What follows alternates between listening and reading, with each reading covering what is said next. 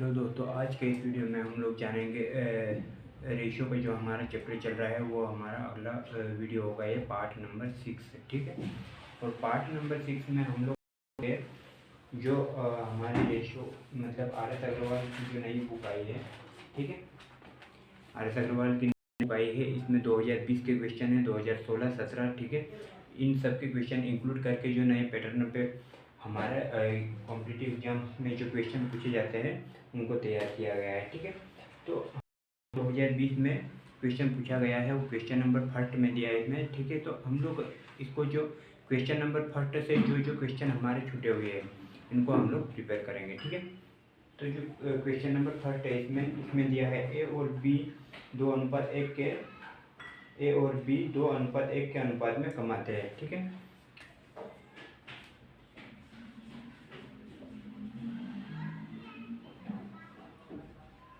Ratio, ठीक है। Question number जो फर्स्ट है इसमें दिया है ए और बी इनकी इनकम दी हुई है, कमाते हैं मतलब इनकी इनकम दी हुई है। इनकी इनकम क्या है, 2:1 के अनुपात में, 2:1 के अनुपात में।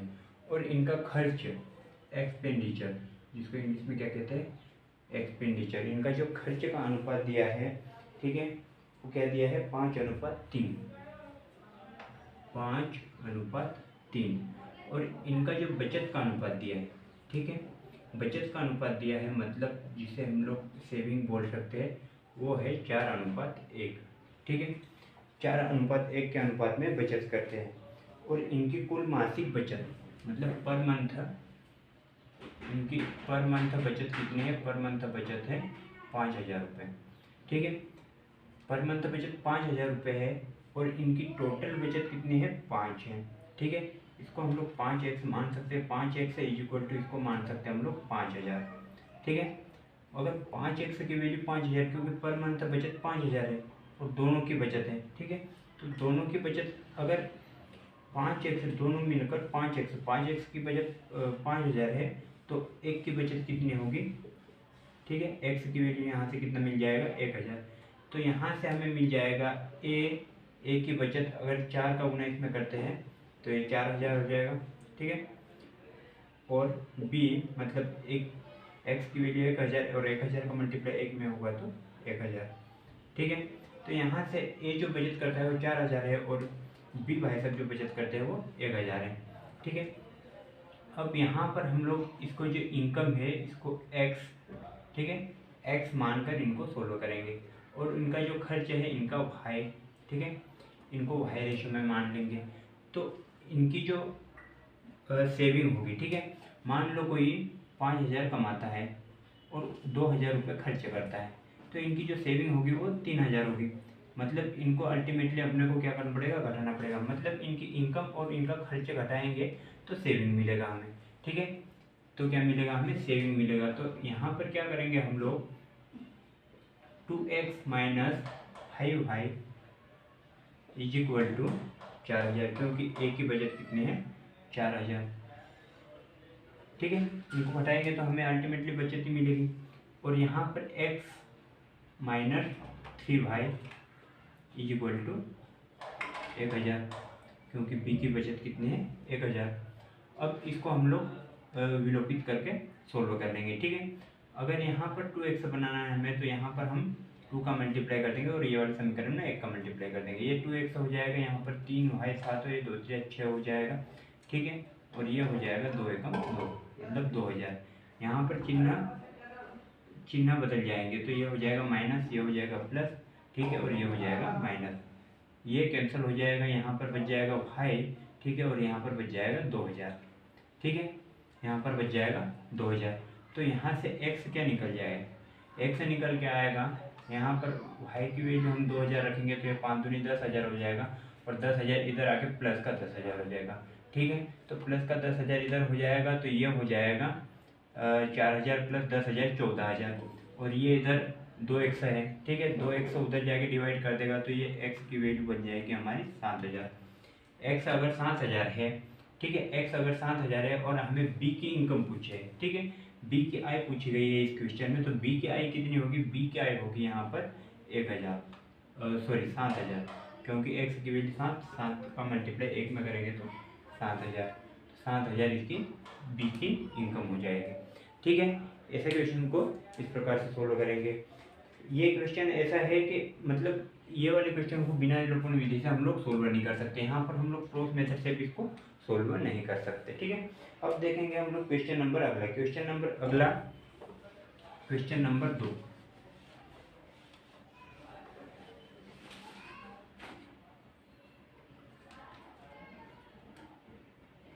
क्वेश्चन नंबर 2 में क्या दिया है, दो संख्याओं के योग और उनके अंतर का अनुपात। ठीक है, दो संख्या कोई भी मान लो। ठीक है, जैसे यहाँ पर हमने मान लिया दो संख्या a प्लस b और a माइनस b। ठीक है, दो संख्याओं के योग और उनके अंतर का अनुपात, ठीक है, का अनुपात क्या है, 5:1 है। ठीक है, 5:1 है।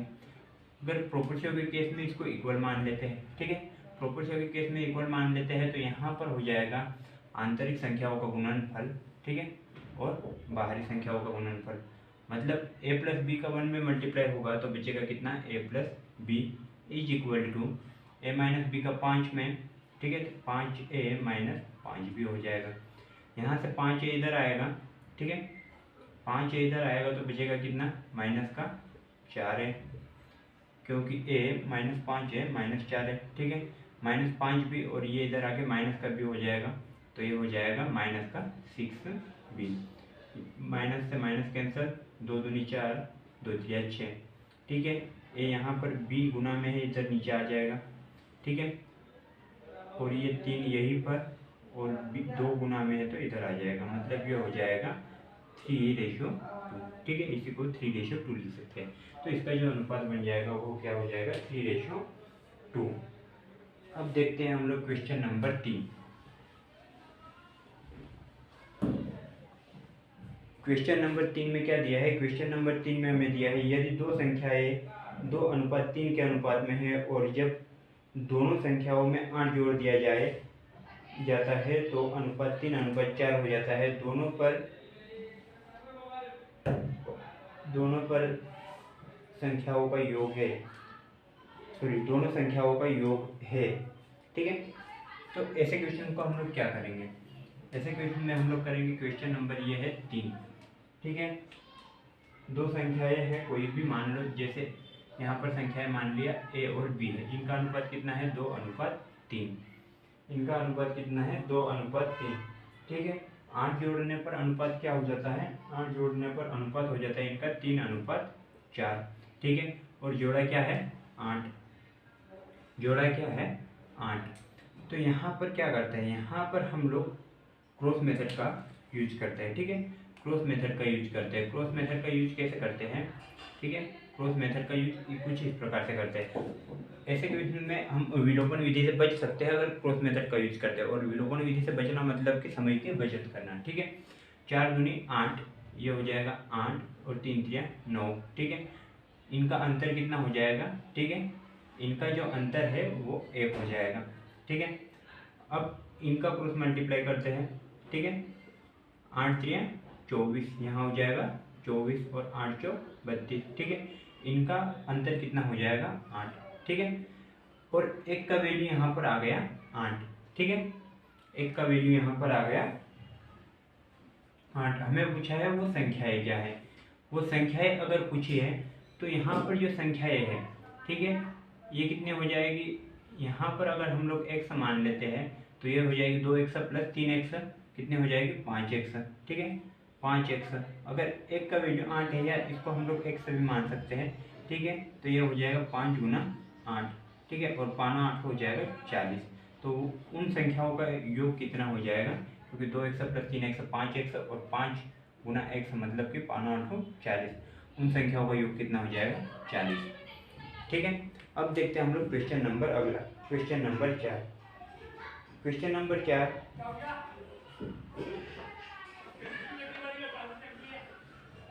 क्वेश्चन नंबर 4 दिया है यदि 23 39 32 और 56 में से प्रत्येक में से x घटाया जाए। 23 39 32 56,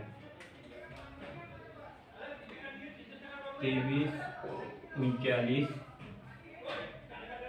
32 और 56, 32 और 56 प्रत्येक में से x घटाया जाए, ठीक है, प्रत्येक में से x घटाया जाए तो इस क्रम में प्राप्त संख्या समानुपातिक है। x + 4 और 3x + 1 के बीच माध्य समानुपातिक निकालना है, ठीक है। तो यहाँ पर हम लोग क्या करेंगे कि इनमें से x घटाएंगे सबसे पहले, तो 23 - x डिवाइडेड बाई समानुपात या अनुपात में लिखकर, यहाँ पर समानुपात लिखकर इनको घटाएंगे, ठीक है। इससे अच्छा हम लोग इसको जैसे 23 - x अनुपात 39 - x, इसको a/b के रूप में कन्वर्ट कर सकते हैं, तो इसको इस प्रकार लिख सकते हैं, ठीक है, = 32 - x, ठीक है, और बटे में हो जाएगा 56 - x।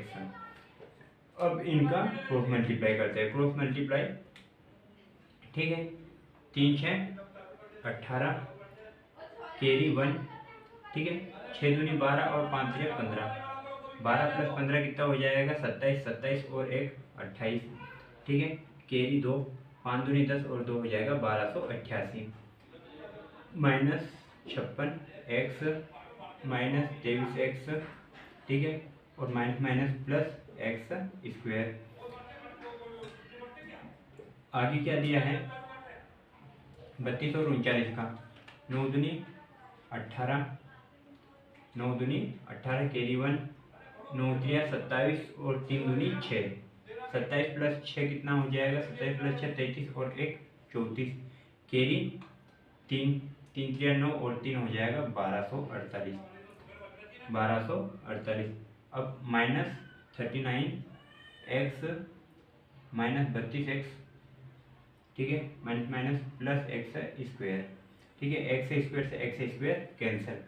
अब इनको जोड़ लेते हैं, 3 और 6 कितना हो जाएगा 9, 2 और 5 7 79 x, 2 और 9 11, कैरी 1, 3 3 6 और 1 7 71 x, ठीक है। ये टर्म ऐड होके इतनी बन जाएगी, ये टर्म ऐड होके इतनी बन जाएगी, यहाँ नेगेटिव चिन्ह आ जाएगा, ठीक है।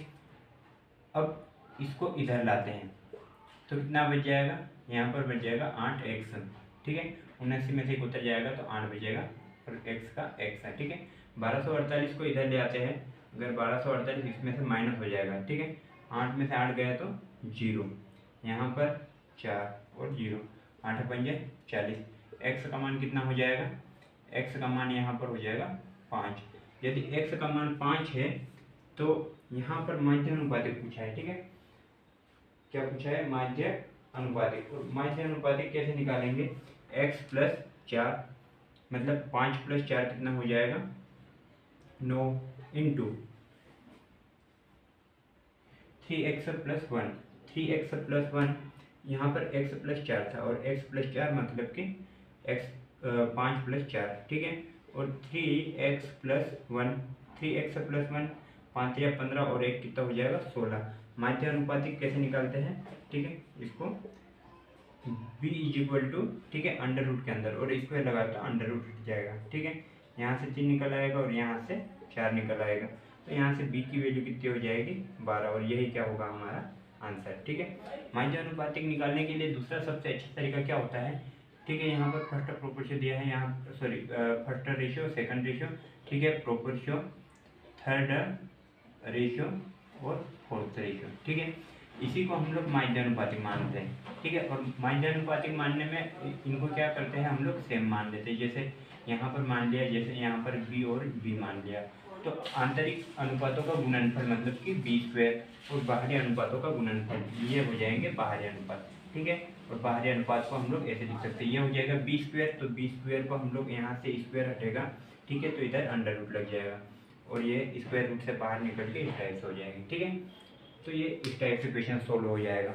अब देखते हैं हम लोग क्वेश्चन नंबर अगला, क्वेश्चन नंबर 5।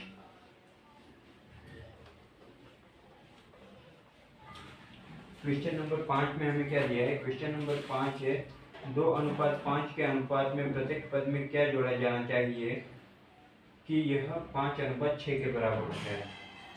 क्वेश्चन नंबर 5,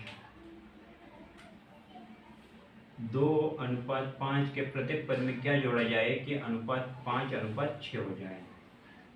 ठीक है, 5:6 हो जाए। तो कुछ नहीं करना है, इसमें यूज करनी है क्रॉस मेथड। ठीक है, 6 दूनी 12 क्रॉस मेथड यूज करनी है। ठीक है, 5×25 अंतर कितना, अंतर हो जाएगा यहाँ पर 12 और 1 13। ठीक है, तो यहाँ पर 13 क्या हो जाएगा, हमारा आंसर हो जाएगा। क्रॉस मेथड का यही फायदा है कि यहाँ पर हम लोग बिना एक्स के सोल्व कर सकते हैं, या फिर एक्स से सेकंड मेथड में एक्स कैसे यूज करेंगे, जैसे यहाँ पर हमें जोड़ना है, जैसे 2 + x रेशो 5 + x = 5/6 हो जाएगा। इसका क्रॉस मल्टीप्लिकेशन करेंगे और फिर जो आंसर आएगा वो 13 ही आना है। ठीक है, तो इन सब से बचने के लिए हम लोग इस मेथड का यूज करेंगे ताकि हमारा आंसर और भी जल्दी आ जाए। अब देखते हैं हम लोग क्वेश्चन नंबर अगला।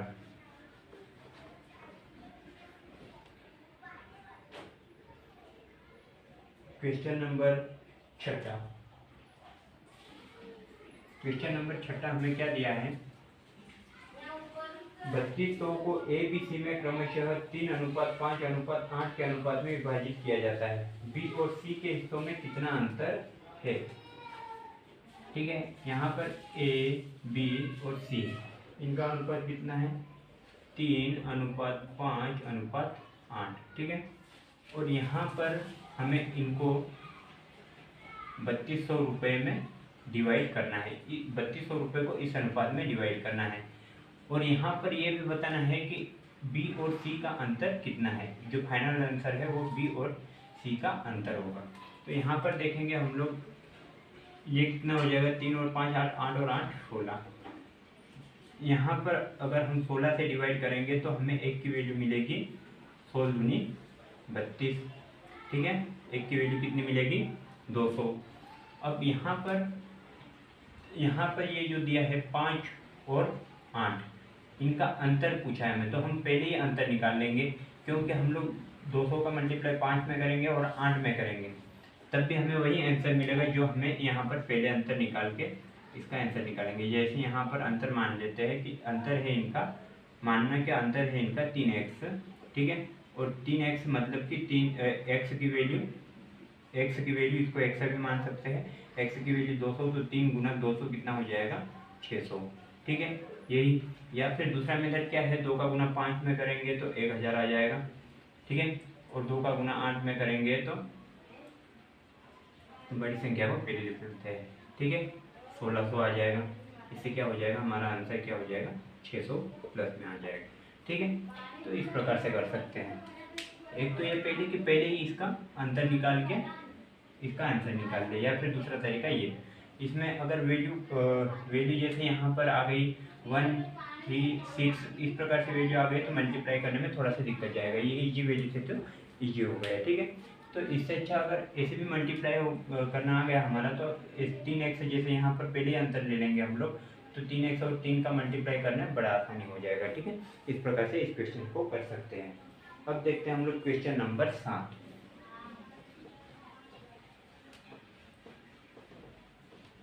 क्वेश्चन नंबर 7 में हमें दिया है, यदि a/3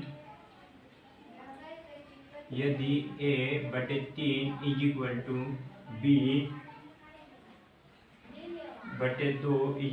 c/5। ठीक है, तो अनुपात c + a का whole square ratio a + b का होल स्क्वायर रेशियो, ठीक है, b + c का होल स्क्वायर, ये हमें निकालना है। यहाँ पर हम लोग देखते हैं कि यहाँ पर हम क्या मान लेते हैं, तो इनका जो रेशियो अगर डिवाइड में होता है वो ऊपर कुछ संख्या नहीं होती है, जैसे यहाँ पर 2 नहीं है या फिर यहाँ पर कुछ भी संख्या नहीं है, तो जो बटे में जो संख्याएं होती है भिन्न में, मतलब हर में जो संख्याएं होती है वही क्या होती है, इनका एक्चुअल रेशियो। क्योंकि ए बराबर 3 के, बी बराबर 2 के और सी बराबर 2 के। इनका अगर रेशियो बनाएंगे हम लोग तो कैसे कैसे कैसे क्या हो जाएगा, कैंसिल हो जाएगा।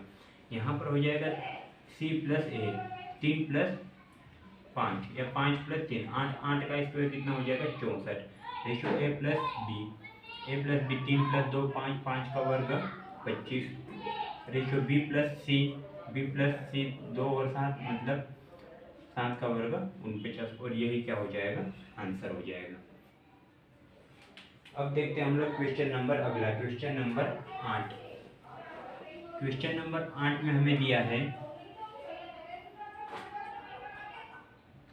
यदि ए और बी का अनुपात, क्वेश्चन नंबर 8, ए और बी, ए और बी का अनुपात 4:5 हो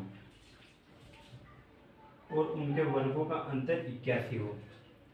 उनके वर्गों का अंतर, 4 का वर्ग 16, इसको मान लेते हैं एक्स, ठीक है। 4 का वर्ग 16, 16 एक्स स्क्वायर, 5 का वर्ग 25, 25 x square, 25 16 x square, 25 x square. इनका अंतर कितना है, इनका अंतर है 9 एक्स स्क्वायर, जो कि है 81। 81 हमें क्वेश्चन में दिया है, ठीक है। यहाँ से ये कैंसिल हो जाएगा तो ये 9 बार हो जाएगा, ये 9 बार हो जाएगा, ठीक है। X square is equal to 9, 9 किसका वर्ग है 3 का, एक्स इज इक्वल टू 3। क्या हो जाएगा हमारा 3, ये पूछा है। ए का मान पूछा है, ठीक है। ए का मान पूछा है तो 3 का इसमें गुना हो जाएगा, तो ए का मान कितना हो जाएगा, ए बराबर 3 चौक 12। ये क्या हो जाएगा, आंसर हो जाएगा। अब देखते हैं हम लोग क्वेश्चन नंबर अगला, क्वेश्चन नंबर 9। क्वेश्चन नंबर 9 है, दो मिश्र धातुओं में टीन तथा लोहे का अनुपात 1:2 है। दो मिश्र धातु है, क्वेश्चन नंबर 9, दो मिश्र धातु है। मान लेते कि वो मिश्र धातु है ए और एक मिश्र धातु है बी। इसमें भी टीन और लोहे मतलब आयरन का अनुपात दिया है और इसमें भी टीन और लोहे मतलब आयरन का अनुपात दिया है, ठीक है। फर्स्ट अनुपात दिया है 1:2 और सेकंड अनुपात दिया है 2:3, 2:3। यदि दोनों मिश्र धातुओं को क्रमशः 3:4 के वजन के अनुसार मिलाया जाता है और इनको मिलाना है, ठीक है। एक धातु सी बनेगी, इसमें टीन और आयरन को मिलाना है 3:4 के अनुपात में, ठीक है। तो ऐसे क्वेश्चन पे हम लोग दो मेथड कर सकते हैं। फर्स्ट मेथड तो ये है कि इनको टोटल में से टीन कितना है, टीन को अलग कर लेंगे और आयरन को अलग कर लेंगे, ठीक है। ये कितना हो जाएगा 5, ये 3, ठीक है। यहाँ पर टीन कितना हो जाएगा, 3 में से 1, यहाँ पर टीन कितना है 5 में से 2, ठीक है। लेकिन इसको इस अनुपात में मिलाना है तो इस अनुपात का ये मल्टीप्लाई भी हो जाएगा, ठीक है। मल्टीप्लाई 4, रेशो आयरन 3 में से 2 इंटू 3 प्लस 5 में से 3 इंटू 4। अब इनको गुना कर लो, 3 से 3 कैंसिल, 4 दूनी 8/5 और यहाँ पर बचेगा 1 प्लस रेशो 3 से 3 कैंसिल, 2 प्लस 4 3 12/5। इनको सिंप्लीफाई करेंगे तो हमें क्या मिलेगा, 5 एकम 5 और 8 कितना हो जाएगा 13/5। रेशियो 5 दूनी 10 और 12 22/5। 5 से 5 कैंसिल, 5 से 5 कैंसिल हो जाएगा तो जो अनुपात बचेगा वो कितना बचेगा 13:22। और यही क्या होगा हमारा फाइनल आंसर, ठीक है। 13:3 और लोहे का जो नया अनुपात 9 धातु का बनेगा वो कितना होगा 13:22। अब देखते हैं हम लोग question number next, question number 10। Question number 10 चूंकि हमने कर लिया है तो इसको देख लेना, ठीक है। क्वेश्चन नंबर हम लोग देखते हैं क्वेश्चन नंबर 11। क्वेश्चन नंबर 11 में हमें दिया है ए बी के मुकाबले 3 गुना तेज है। क्वेश्चन नंबर 11 यहाँ पर दिया है ए बी और सी। ए बी के मुकाबले 3 गुना तेज है और बी सी के मुकाबले 2 गुना तेज है। यदि ये 1 है, ठीक है, तो बी क्या है, इससे 2 गुना तेज है। और बी यदि 2 है तो सी क्या है, 3 गुना तेज है, मतलब 2 3 6, 6:2:1। सी की यात्रा, जो यात्रा सी 74 मिनट में तय करता है, उसे बी को कितना समय लगेगा। ये यदि इसे 74 मिनट में तय करता है, ठीक है, यहाँ पर x मान लेते हैं, तो इसको कितना समय लगेगा, ठीक है। यदि एक x है इक्वल टू 72, तो 2x है इक्वल टू 74 है, 74, ठीक है, 74।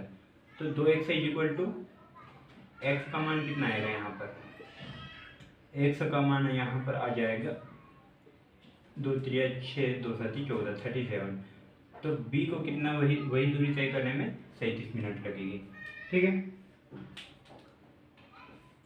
इस क्वेश्चन को इस प्रकार से करेंगे। अब देखते हैं हम लोग क्वेश्चन नंबर 12।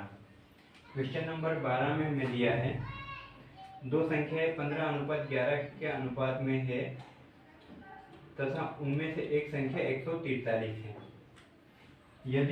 यदि उनका महत्तम समवर्ती 13 है तो दूसरी संख्या क्या है। Question number 12,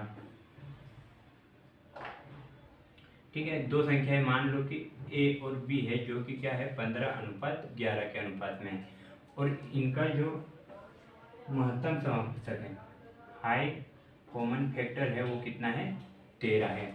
high common factor 13 है। इसमें से एक संख्या कितनी है, मतलब एक संख्या 143 है, तो दूसरी संख्या कितनी है। तो ऐसे क्वेश्चन में हम लोग क्या करते हैं, क्योंकि हाई कॉमन फैक्टर एक ऐसी संख्या होती है कि इनका जो कॉमन है, मतलब इन संख्या में वह छोटी से संख्या जिसमें इनका भाग चले जाए, वो होती है, ठीक है। तो इसको हम लोग x मान लेते हैं और इसको भी x मान लेते हैं। तो अगर इस 13 का मान, ये x क्या होगा, 13 होगा, ठीक है। और इस 13 का मल्टीप्लाई अगर इसमें करते हैं तो 143 आ जाएगा, ठीक है। 13 एकम 13 और 13 एकम 13 और 1 14, ठीक है। उसी प्रकार से 15 में करते हैं तो हमें मिल जाएगी सेकंड संख्या 13 पंजे 65, 80 का 6, 13 एकम 13 और 6 कितना हो जाएगा 19, मतलब कि दूसरी संख्या कितनी होगी 195। यही क्या होगा, हमारा आंसर होगा।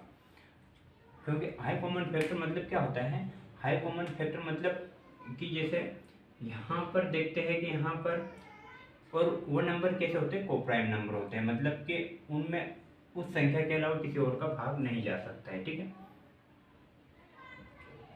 हाई कॉमन फैक्टर, ये जैसे यहाँ पर 3 मान लिया, ठीक है, 3 मान लिया, तो यहाँ पर एक के सिवा किसी और का इसमें भाग जा ही नहीं सकता, ठीक है। तो वह छोटी से छोटी संख्या देखनी पड़ती है, ठीक है, जिसमें जो संख्या दी गई है उनका भाग चले जाए। जैसे यहाँ पर 1 और 13 के अलावा किसी और का भाग नहीं जाएगा, ठीक है। तो ऐसे क्वेश्चन को इस प्रकार से करेंगे। अब देखते हैं हम लोग क्वेश्चन नंबर अगला। क्वेश्चन नंबर 13 हो जाएगा। क्वेश्चन नंबर देखते हैं हम लोग 14।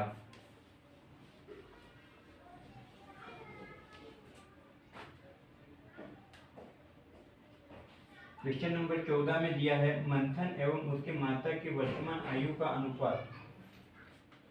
एक तरफ दिया है मंथन और एक तरफ दिया है माताजी, मतलब मदर के आयु का अनुपात 3:7 है।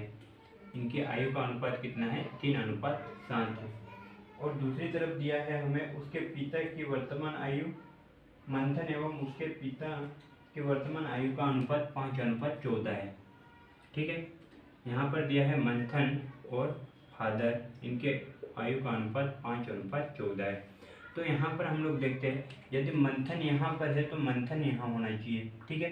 एक कंडीशन तो ये बनती है, यदि मंथन को इधर ले जाए, ठीक है, तो इनका रेशियो चेंज करना पड़ेगा, या फिर इनका रेशियो, दो में से किसी एक का रेशियो चेंज करना पड़ेगा हमें। तो यहाँ पर लिख लेते हैं, इधर लिख लेते हैं मदर और मंथन का रेशियो, ठीक है। यहाँ पर लिख लेते हैं हम लोग मदर और मंथन का रेशियो। कितना है, यहाँ पर इनका रेशियो है मदर मंथन का रेशियो कितना है 7:3, क्योंकि 3:7 था, इसको हम लोग लिख देते हैं 7:3। और यहीं पर हम लोग मंथन और फादर का रेशियो 5:14, ठीक है। इतना करने के बाद, क्योंकि यहाँ पर हम लोग को पता है कि इसको हम लोग कैसे ए रेशियो बी और बी रेशियो सी के रेशियो में कन्वर्ट कर लिए, ठीक है। क्योंकि हमें पता है यहाँ पर यदि बी है तो यहाँ पर बी होना चाहिए, यहाँ यदि मंथन है तो यहाँ भी मंथन होना चाहिए, ठीक है, ताकि इनका जो सीक्वेंस है वो सही से हो, ठीक है। हमें मदर और फादर का रेशियो निकालना है, तो मदर और फादर का रेशियो कैसे निकलेगा, 7×5 = 35, ठीक है। ए और सी का रेशियो निकालना है, मदर और फादर मतलब ए और सी का, 7×5 = 35 रेशियो 14×3 = 42। ये और कट सकता है, ठीक है, 7×5 = 35 और 7×6 = 42, मतलब कि 5:6 इसका आंसर आएगा। इसका दूसरा तरीका ये भी हो सकता था कि 7 एकम 7, 7 दूनी 14, 2 3 6, 5 एकम 5, ठीक है। इस प्रकार से भी इसको कर सकते थे। तो दोनों तरीका इजी था, क्योंकि बड़ी वैल्यू नहीं थे तो इजीली कैलकुलेट कर सकते हैं। अब देखते हैं हम लोग क्वेश्चन नंबर 15।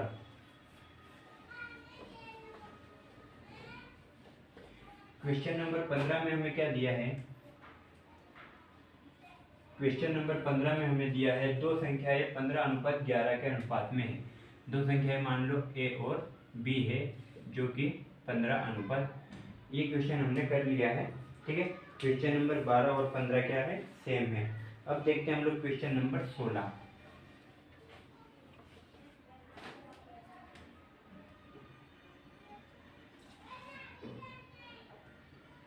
क्वेश्चन नंबर 16 में हमें दिया है एक टैंक का 3/5 भाग खाली है जब 26 लीटर पानी मिलाया जाता है, ठीक है।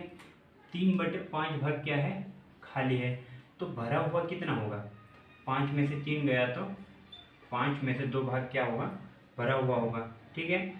और इसमें 26 क्या मिलाया जाए, 26 लीटर पानी मिलाया जाता है, तो इसका 12/17 भाग भर जाता है। तो इसका कितना भाग भर जाता है, 12/17 भाग क्या होता है, भर जाता है, ठीक है। ये भी पानी से है, ये भी पानी से, और ये क्या है, ये खाली है, ठीक है। खाली को अलग कर लिए, ठीक है, और जो भरे हुए उसको अलग कर लिए, ठीक है। 26 लीटर पानी मिलाया जाता है तो इतना भाग भर जाता है, ठीक है। अब इसको हम लोग कर लेते हैं कैलकुलेट, क्योंकि हमें क्या पूछा गया है, हमें पूछा गया है तो टैंक की क्षमता लीटर में क्या है, ठीक है, इसकी कैपेसिटी बतानी है टैंक की।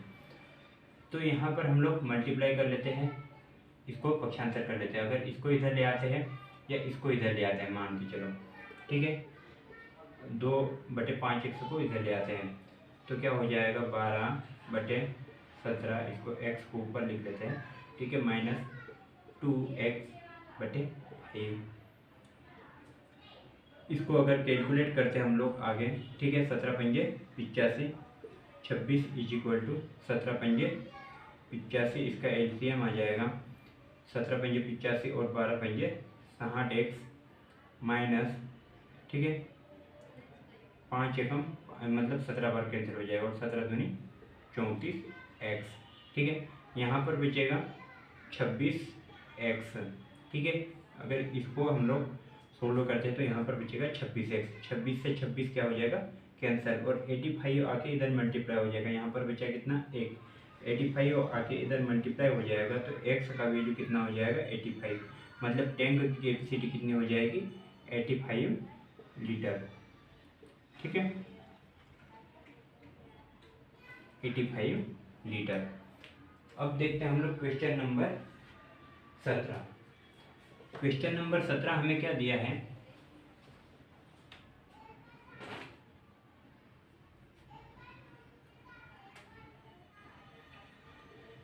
क्वेश्चन नंबर 17 में हमें दिया है एक शीशा अयस्क की खान में धातुओं की प्रतिशतता 60% है। अब धातुओं में रजत की प्रतिशतता 3/4% है और शेष कितना है, शीशा है। यदि इस खान से निकाले गए अयस्क का द्रव्यमान कितना है, 8000 किलोग्राम है, 8000 kg है, ठीक है, जो कि क्या है, जो है 60%। 60% परसेंट को हम लोग बटे में 100 लिखेंगे, इससे अच्छा, ठीक है, 2 जीरो से 2 जीरो उड़ा देते हैं, तो यहाँ पर बचेगा कितना, 8 6 4800 किलोग्राम। 4800 किलोग्राम क्या होगा यहाँ पर, 4800 किलोग्राम धातु होगा, ठीक है, कुल धातु होगा, धातु यस्क। अब 4800 किलोग्राम में इसमें जो रजत है, ठीक है, रजत है उसकी प्रतिशत मात्रा कितने हैं, तो 4800 की प्रतिशत मात्रा है 3/4%, ठीक है, रजत इतना है। तो इसको अगर हम लोग कैंसिल करते हैं, परसेंटेज से 2 जीरो गए क्योंकि परसेंटेज बटे में, परसेंटेज का बटे में 100 आएगा, ठीक है। अब 4 से इसको कैंसिल करते हैं तो 4 एकम 4, 4 दूनी 8 और 12 3 36, मतलब रजत जो कितना हो जाएगा, 36 kg, ठीक है। अगर 4800 धातु अयस्क में से 36 kg क्या है, रजत है, तो इसमें शीशा कितना होगा, ठीक है, शीशा कितना होगा, 4800 माइनस 36, इसमें से अगर 36 गया, ठीक है, 10 में से 6 गया तो 4, 9 में से 3 गया तो 9 में से 3 गया तो 6, ठीक है, 7 और 4, 4764 kg क्या होगा, शीशा होगा। और यही शीशा हमको क्या पूछा गया था, ठीक है, शीशा का द्रव्यमान kg में पूछा गया था, और 4764 kg क्या होगा, शीशा होगा। अब देखते हैं हम लोग question number next, question number 18।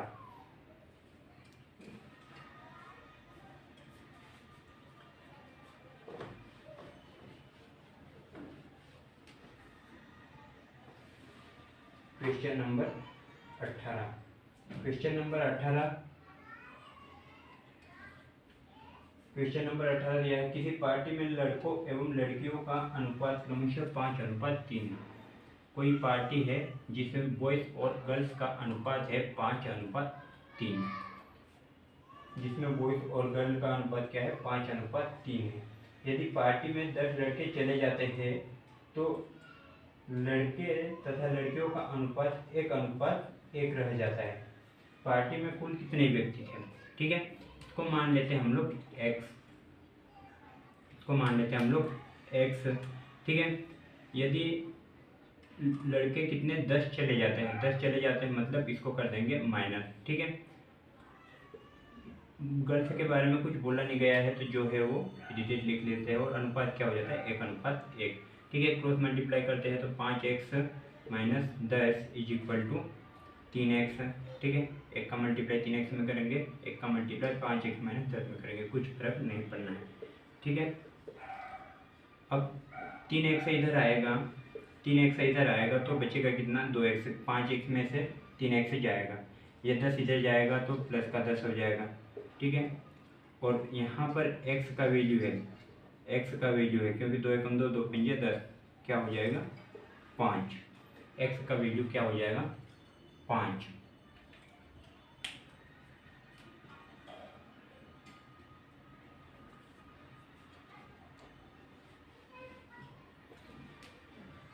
x का वैल्यू 5 है तो टोटल पार्टी में कितने लोग थे, तो पार्टी में टोटल लोग 25, x का value 5 5 25 plus 5 3 15 is equal to 40।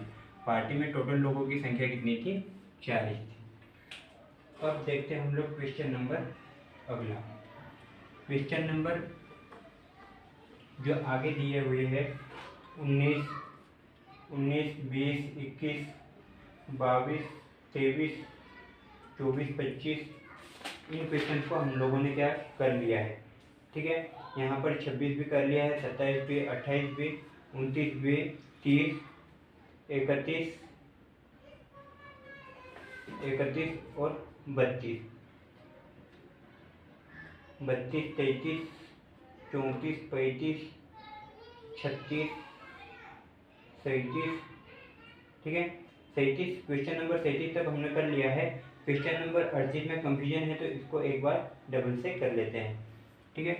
Question number 38 में क्या दिया है, किसी व्यक्ति की आय तथा व्यय क्रमशः 11:10 के अनुपात में है। क्वेश्चन नंबर 38, इनकम तथा एक्सपेंडिचर मतलब कि खर्च का रेशियो कितना है, 11:10। 11 कमाता है, 10 खर्च करता है, तो बचत कितनी करता है। 11 में से 10 गया तो बचत कितनी करता है, या इस प्रकार मान लेते हैं, इसको x भी मान लिया जाए, तो बचत कितनी करेगा, x ही करेगा, बचत x ही करेगा। और आगे क्या दिया है, आगे दिया है यदि प्रतिवर्ष वह 9,000 की बचत करता है तो उसकी मासिक आय कितनी है। मासिक आय पूछा है और बचत उसका प्रतिवर्ष का है। प्रतिवर्ष 9,000 बचत करता है, प्रतिवर्ष यदि 9,000 बचत करता है तो 1 मंथ की बचत कितनी होगी उसकी, तो इसमें कर देंगे हम लोग 12 से भाग, ठीक है। 12 7 84, बच गया 6, 12 पंजे 60 और 0 का 0। इनकम पूछे है तो ये जो 1 मंथ का आया है, ठीक है, मतलब एक की वैल्यू आई है या एक्स की वैल्यू आई है, तो उसका मल्टीप्लाई हम लोग इनकम में कर देंगे तो हमें मिल जाएगी इनकम। 11 शून्य शून्य, 11 पंजे 55, कैरी 5, 11 7 77 और 5 हो जाएगा 82, 8,250 रुपये। तो इसकी इनकम कितनी है, 8,250 रुपये। अब देखते हैं हम लोग क्वेश्चन नंबर नेक्स्ट। 39 कर लिया था, 40 कर लिया था। अब देखेंगे जो भी बचे हुए क्वेश्चन थे हम लोग उनको नेक्स्ट वीडियो में कवर करेंगे। तब तक के लिए बाय, जय हिंद।